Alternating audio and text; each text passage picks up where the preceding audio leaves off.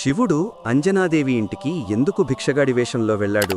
అంజనాదేవి పరమశివుడిని తన కుమారుడిగా పొందాలని కఠోర తపస్సు చేస్తూ ప్రతిరోజూ భక్తితో పూజలు చేసేది. ఒకరోజు ఆమె పూజలో ఉండగా వారింటి ముందు ఒక భిక్షగాడు వచ్చి, అమ్మా, నాకు చాలా ఆకలిగా ఉంది, తినడానికి ఏమైనా ఇస్తావా అని అడిగాడు. అంజనాదేవి అంటనే అతన్ని లోపలికి ఆహ్వానించి భోజనం సిద్ధం చేసింది. అయ్యా, భోజనమయ్యింది, వెళ్ళి చేతులు కడుక్కొండ్రండి అని వినయంగా చెప్పింది. అప్పుడు ఆ భిక్షగాడు కోపంగా, నువ్వు నాకు చేతులు కడుక్కోమని చెప్తున్నావా?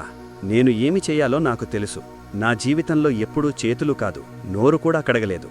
ఇప్పుడు అలాగే తింటాను అని అన్నాడు. అంతేకాక శివుడు కోసం ఏర్పాటు చేసిన సింహాసనం మీద కూర్చుని ఆహారం వడ్డించు అని గర్వంగా చెప్పాడు. అతిథిని అవమానించకూడదని అంజనాదేవి మౌనంగా ఆహారం వడ్డించింది. అతడు తింటూ ఆహారాన్ని కింద ఉమ్ముతూ, థో, ఇందులో ఉప్పు లేదు, కారం లేదు, నీకసలు వంట చేయడం వచ్చా అని అవమానించాడు. అంతేకాక శివుడి కోసం పెట్టిన నైవేద్యాన్ని కూడా తినేశాడు. అంజనాదేవికి కోపం వచ్చింది, కాని భక్తితో సహించింది. చివరగా అతను నవ్వుతూ, నా చేతి భోజనం తిన్నావు కాబట్టి నీకు కొంచెం పుణ్యం వస్తుంది.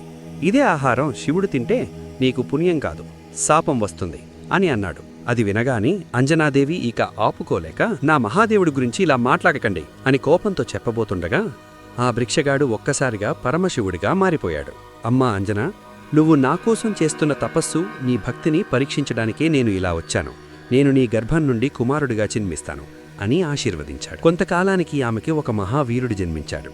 ఆయన ఎవరో మీకు తెలుసు కదా, జై హనుమాన్.